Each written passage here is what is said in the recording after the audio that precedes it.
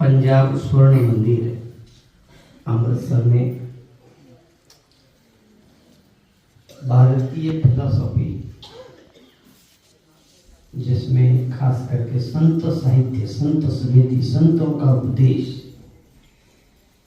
तो मैं तुलनात्मक अध्ययन जो होता है फिलॉसफी का, वो मैं पढ़ता था। तो मैं फिलॉसफी का लेक्चर, इसी कारण मुझे देश विदेश प्रदेश घूमने का अवसर मिला। मैं आपके परिवार से जुड़ा हूँ,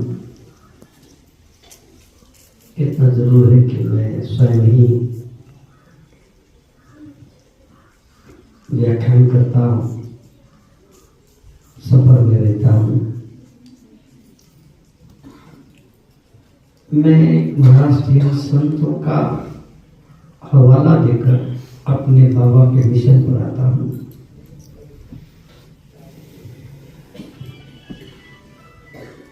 महाराष्ट्र में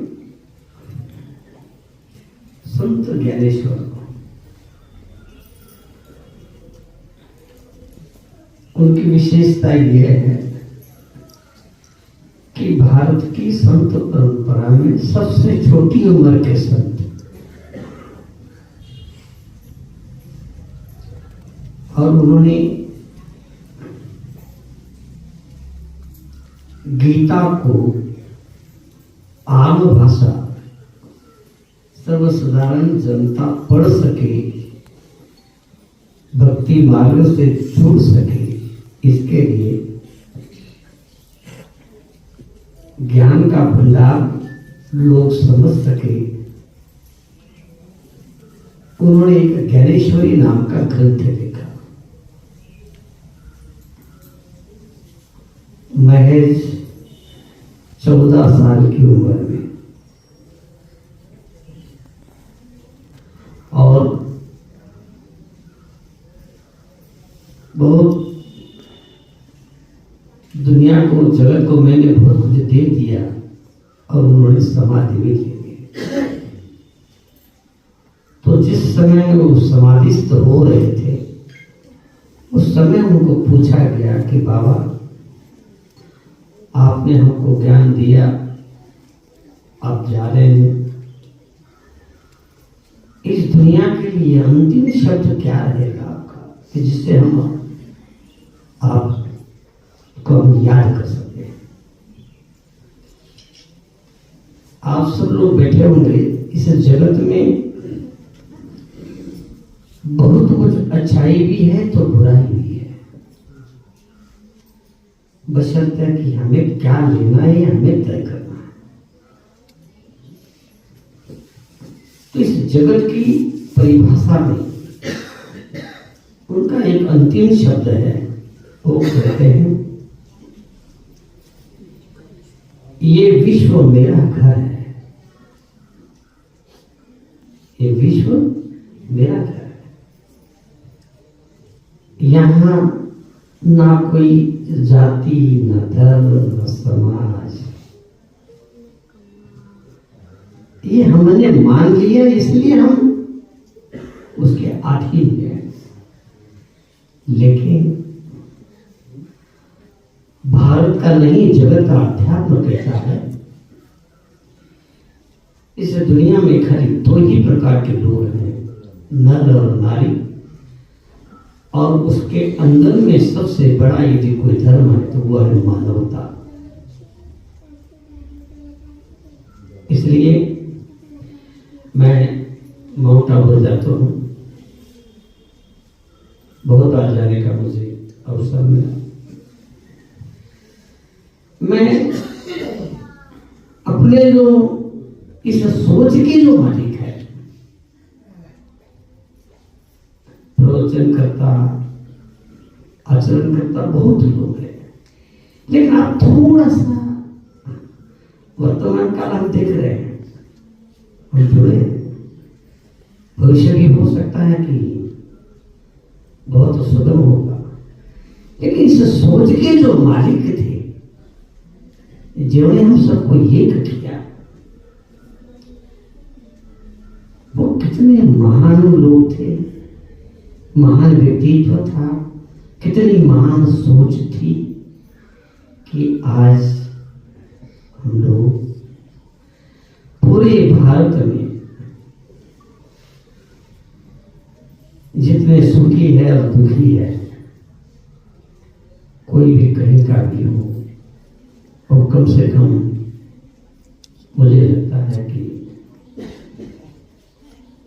जहां जहां हमारे सेंटर है वहां रोज ये मुक्त विद्यापीठ, मुक्त यूनिवर्सिटी में दलित, पीड़ित, शोषित, कमजोर, अज्ञानी सबको पढ़ाया जाता है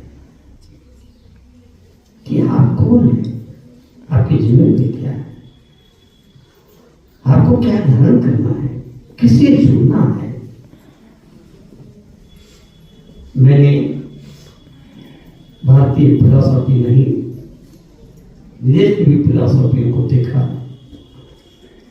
तो इस दुनिया में जो सवाल है वो एक ही है, भाई आप कहां से आए, तो लेकिन इसको खोजना है। जाना तो अटल है, इसको कोई रोक नहीं सकता, कोई अमर रहा ही नहीं। लेकिन सबसे बड़ी बात है, आया जाना या अटल होने के बावजूद आपको जीना कैसे है,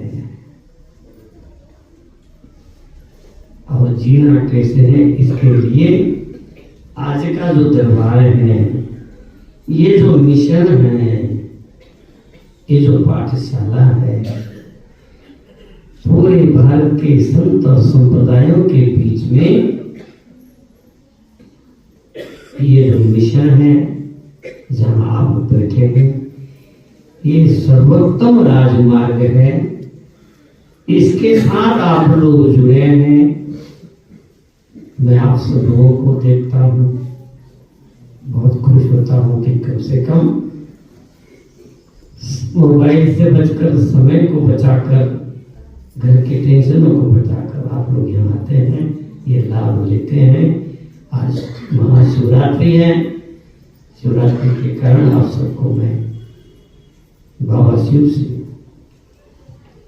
प्रार्थना करता हूँ, आपके ऊपर एक जिम्मेवारी भी डालता हूँ। आपके जुड़ने से देश का, समाज का, राष्ट्र का भला नहीं होगा। उसका एक एग्जाम्पल देता हूँ।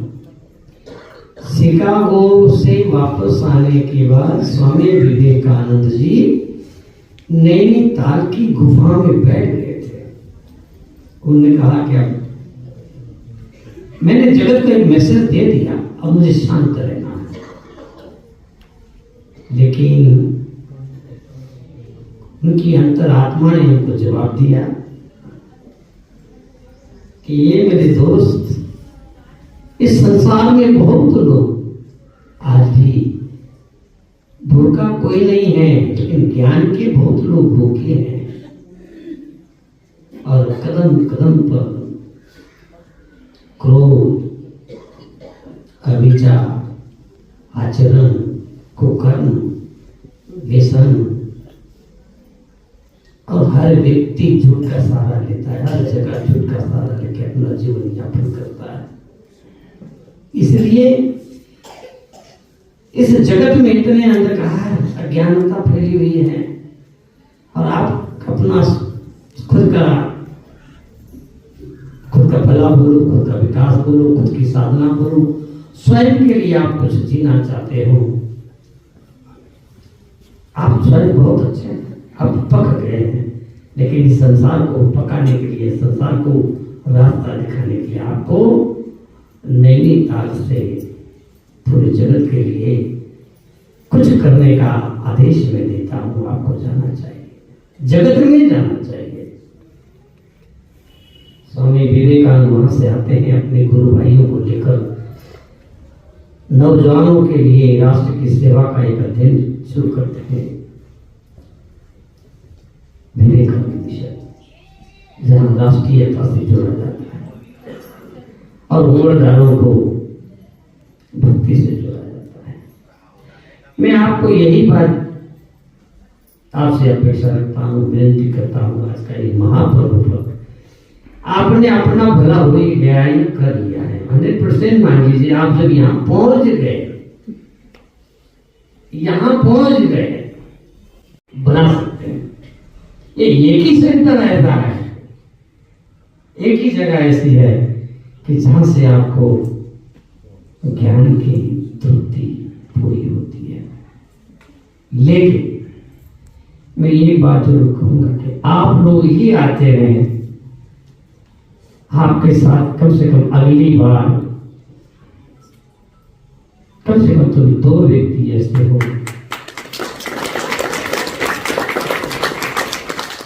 2 व्यक्ति ऐसे हो, चाहे नर हो चाहे नारी हो, लेकिन वो नए हो। क्यों? कबीरदास जी बहुत अच्छा शब्द उच्चारण करते हैं, कर भला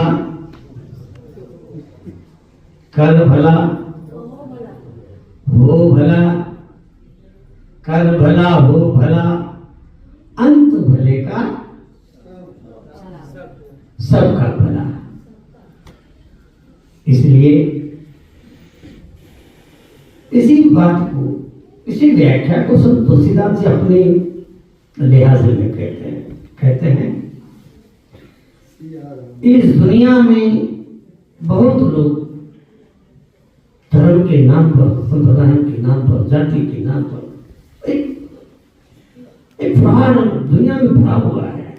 रोज झगड़े हैं, कहीं ना कहीं सुखी कोई नहीं है। गुरु नानक साहब ने कहा कि मैंने 4 और उस समय कहावत है कि 68,000 तीर्थ है, उन्होंने चारों यात्रा कर ली, पूर्व पश्चिम दक्षिण उत्तर।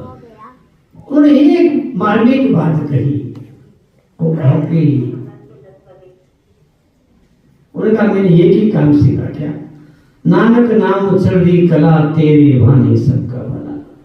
यदि मेरे से किसी का भला होता है तो मैं कर दूं, नहीं तो सबसे बड़ा काम है ध्यान में अपने लिए बड़े। आग लगे बस्ती में हम तो अपनी, ये मार्ग जो है ये मस्ती का मार्ग है। और तुलसी इसी बात को कहते हैं, बाहर के झगड़ों को देखते हुए, आपके पास ही बनारस है, मुझे लगता है कि 108 मठ मंदिर है, एक दूसरे के साथ एक दूसरा बात नहीं करता। कुंभ मेला में झगड़े होते हैं, मैं पहले ना होगा, वो पहले ना होगा। राम का भक्त कृष्ण के भक्त नहीं है, कृष्ण का भक्त राम भक्त में आना जाना करता, इतनी ही। लेकिन मैं धन्यवाद करता हूँ इस मिशन का। मैं बाहर गया, देखा क्या सही जो धर्म है, सही जो परंपरा है, वो यहाँ मिलती है देखने को। ये अपना स्थान, ये साधना पथ। कैसे? यहाँ इस्लाम भी है, ईसाई भी है, सनातन भी है, संत है, पंथ है, परंपराएं हैं, सबको ऐड किया है। इसीलिए तुलसी कहते हैं पर ही तो सरिस धर्म नहीं भाई, पर पीड़ा सब नहीं आजमाई। ये राजमार्ग अपना भला, अपने के साथ दूसरा का भला चाहता है और करता है।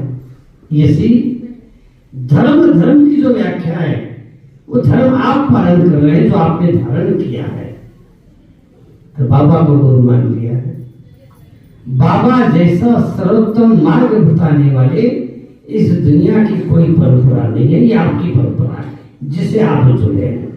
इतना ही कहूंगा कि आप जितने बार आएंगे अपने इस क्लास में, आप नए नए दो को लाएंगे, तो मुझे लगता है ये जो संसार है, जोत से जोत जगाते चलो, प्रेम की गंगा, ज्ञान की गंगा।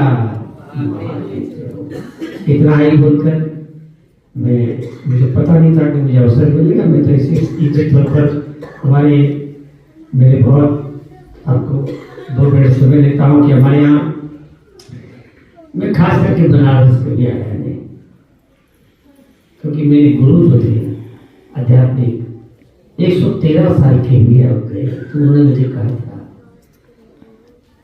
बाहर की दुनिया में जाने से बजाय आप अपनी दुनिया में अंदर खोजो, बाहर कुछ नहीं है। तो मैं कभी बनारस नहीं आया, और लोग कहते हैं कि इलाहाबाद में स्नान करने से पाप मिट जाता है, इस पर मैं विश्वास भी नहीं करता। एक बात बताइए, मैं पूछ लेता हूँ कि क्या हम बार बार पाप करें और बार बार पाप धोने जाए? इसका सबसे बेस्ट है हम पाप ही ना करें, ये संकल्प लो। कितनी बढ़िया बात है, बताइए। मैं पाप भी नहीं करूँ तो जाने की क्या जरूरत है?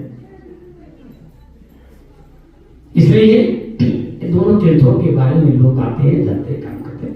जो आते हैं जाते हैं तो उनको मैं मुबारक, अच्छा है। लेकिन मुझे मेरे गुरु ने 113 साल उन्होंने जब तक करने के बाद जिन खोजा तिन पाया गहरे पानी पे, उन्होंने जो पाया वो मुझे दिया। इसलिए लेकिन एक राष्ट्रीय कार्य करने के लिए, इस भारतीय संस्कृति को बचाने के लिए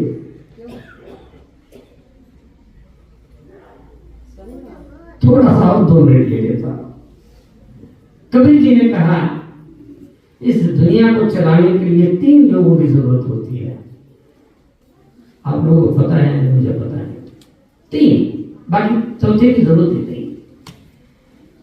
जननी जने कहे दाता, कहे भक्त, कहे सूर, नहीं तो बांध रहे इस दुनिया में 3 लोगों की जरूरत है, और दाता जो अपना है वो देने के लिए तैयार हो जाए, दाता। भक्त, ये हमारी दीदी यदि भक्त नहीं बनती तो आपके सामने मुझे लगता 1.5-2 घंटा नहीं बोलती, और आप भी भक्त नहीं होते तो नहीं सुनते।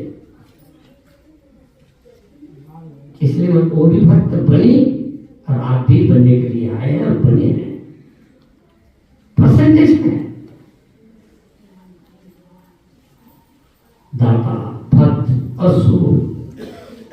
जब इस देश में, जैसे गीता कहती है, इला इला इधर मुझे ग्लानि होती पारो, इस दुनिया में अनादिकाल से समय समय पर अच्छे लोग आए हैं, वही परंपरा को जारी करते हुए मैं याद करता हूं भारतीय संस्कृति का जो इतिहास है।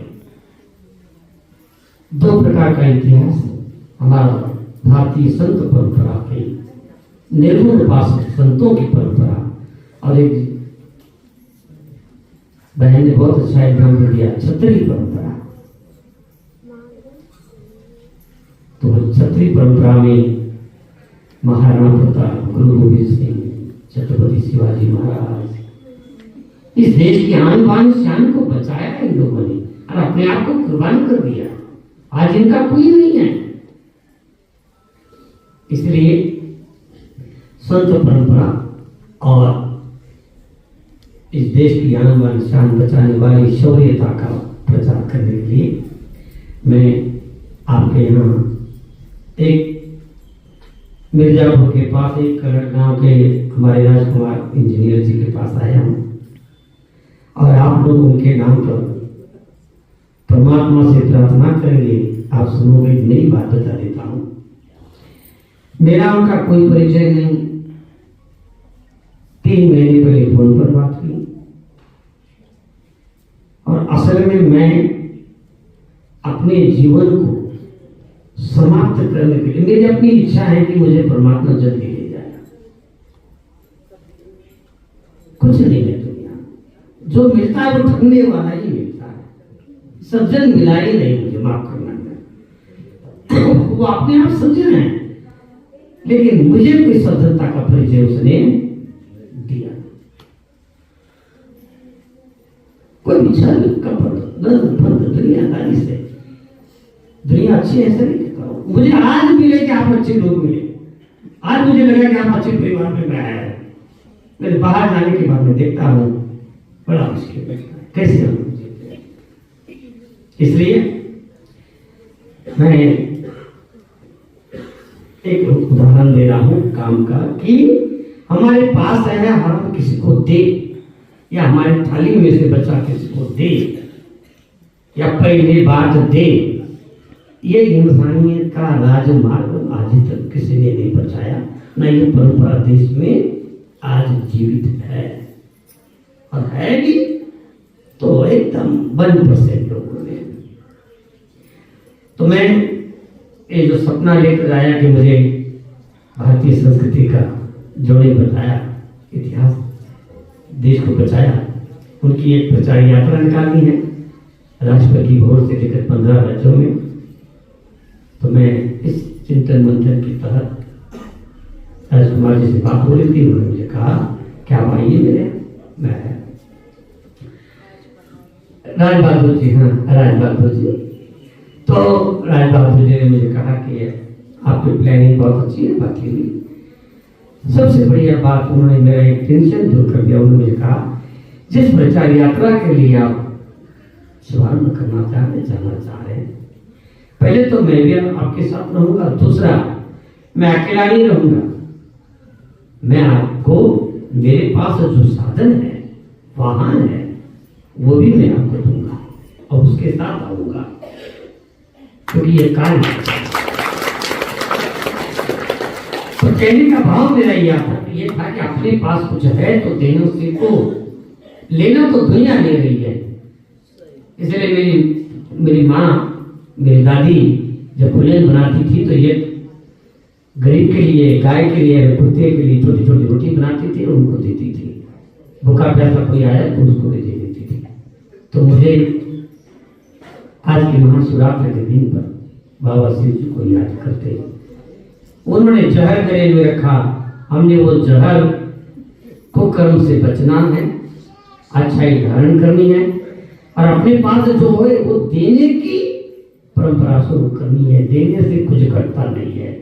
इसलिए हमारे इंजीनियर साहब ने मेरे लिए वाहन की व्यवस्था की और जिस समय राष्ट्रपति भवन से शुभारंभ होगा मैं आप सब लोगों के सामने जरूर आऊँगा और दीदी को कहूँगा, इस मिशन को कहूँगा।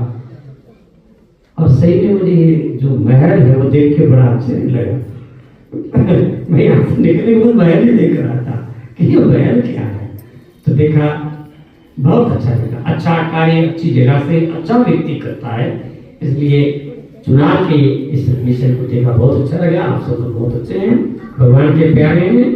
एक से दो का भला करो, देना सीखो और हमारे इंजीनियर साहब के लिए, उनकी उदारता के लिए, परमात्मा से उनकी भलाई के लिए 1 मिनट जब समय मिले प्रार्थना करना कि हे भगवान, तेरी इस नगरी में, इस दुनिया में ऐसे भी लोग हैं कि तो देना जानते हैं। हमने तो देना कभी सीखा ही नहीं था, देखा भी नहीं था, सुना भी नहीं था। ऐसे लोग दुनिया में है, इसलिए ये जगत चल रहा है। उनके लिए प्रार्थना करिएगा। और सब लोगों ने मुझे सुना, महाशिवरात्रि के शुभ पर्व सबके लिए, सबकी भलाई की प्रार्थना करता हूँ।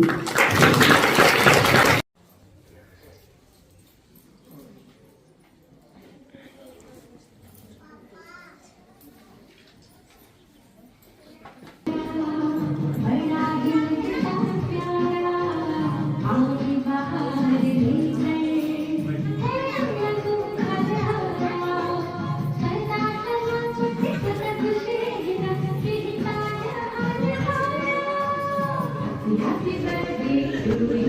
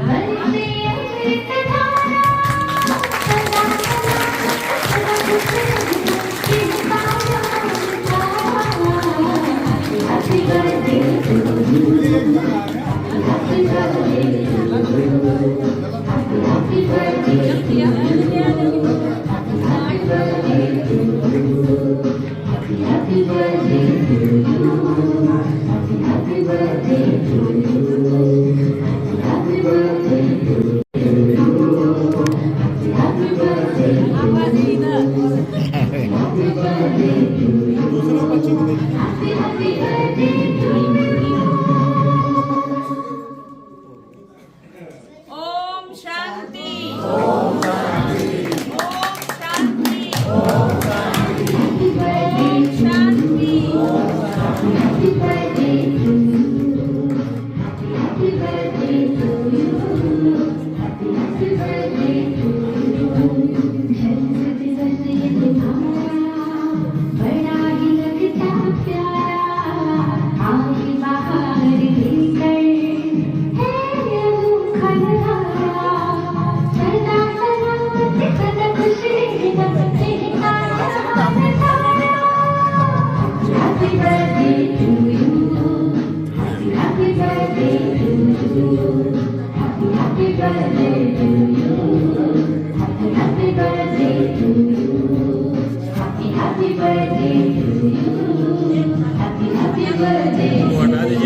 नीचे नीचे का हटा दीजिए। हाँ। अरे खाइए। आप आइए। लेता हूँ। अरे आप आइए।